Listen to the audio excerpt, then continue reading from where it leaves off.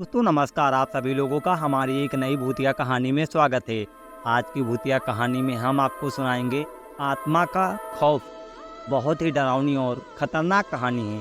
फैजाबाद ज़िले की एक रात की बात है।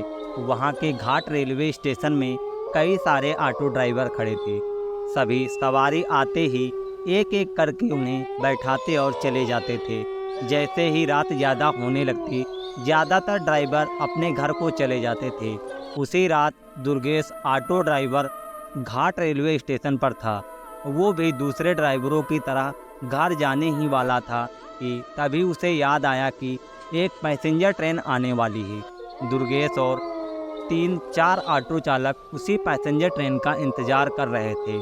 तभी ज़ोर ज़ोर से बारिश होने लगती है और रात तो थी ही, लेकिन बादलों की वजह से चाँद की रोशनी भी नज़र नहीं आ रही थी। बादल गरजते और बिजली चमकती तो कुछ उजाला नज़र आता था, वरना अमावस्या से भी ज़्यादा काली रात हो गई थी।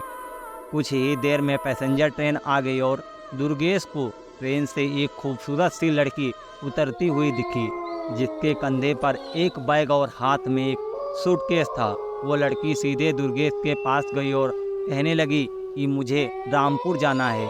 दुर्गेश ने कहा कि अभी बहुत रात हो गई है, इसलिए 700 रुपये किराया लगेगा। अगर आप सुबह जाएंगी तो मैं आपको 200 रुपये में ही छोड़ दूंगा।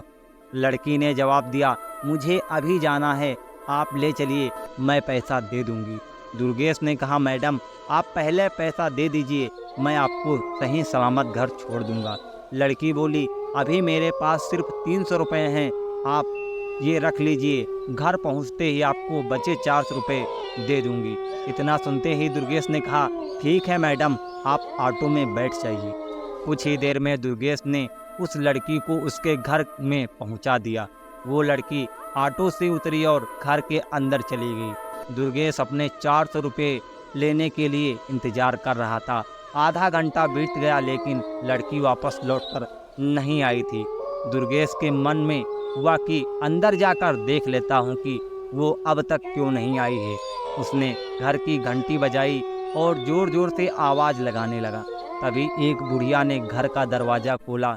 दुर्गेश ने उससे कहा कि एक मैडम यहाँ ऑटो से आई थी, उन्होंने मेरे 400 रुपये देने हैं, वो अब तक पैसे लेकर बाहर नहीं आई हैं। बुढ़िया ने हैरानी से पूछा, कौन मैडम? यहाँ तो मैं और मेरे पति के अलावा और कोई भी नहीं रहता है। हाँ, मेरी बेटी पहले रहती थी, लेकिन वो अब 5 साल से यहाँ नहीं रह रही। दुर्गेश बोलने लगा, क्यों, अब वो कहाँ रहती है? मैंने शायद उसकी ही बेटी को यहाँ तक छोड़ा होगा, आप एक बार अच्छे से देख लीजिए।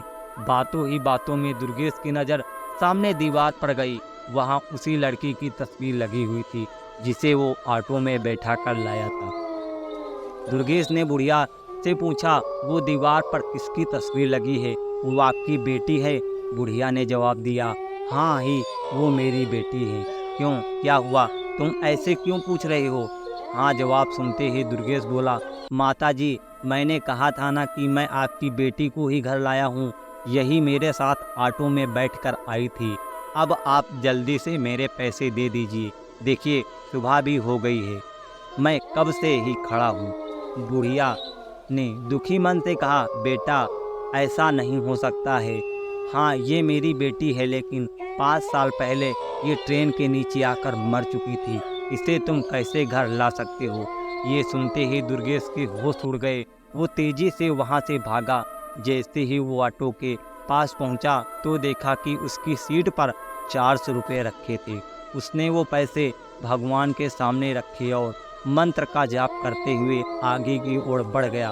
उसके मन में हुआ कि आज तो सवारी बैठाना और पैसेंजर ट्रेन के लालच में मेरी जान ही जाते जाते बच गई।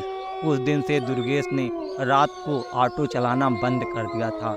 वो सिर्फ दिन में सवारी लाता और ले जाता था और रात को अपने घर पर आराम से सोता था। दोस्तों, इस कहानी से हमें यह शिक्षा मिलती है कि दिन में काम करने के साथ साथ हमें रात को आराम करना बहुत ज़रूरी है, नहीं तो ज़्यादा लालच भारी पड़ सकता है। तो दोस्तों, यह थी आज की भूतिया कहानी। आपको कैसी लगी हमें कमेंट बॉक्स में कमेंट करके ज़रूर बताइएगा। मिलते हैं अगले वीडियो में, तब तक के जय हिंद।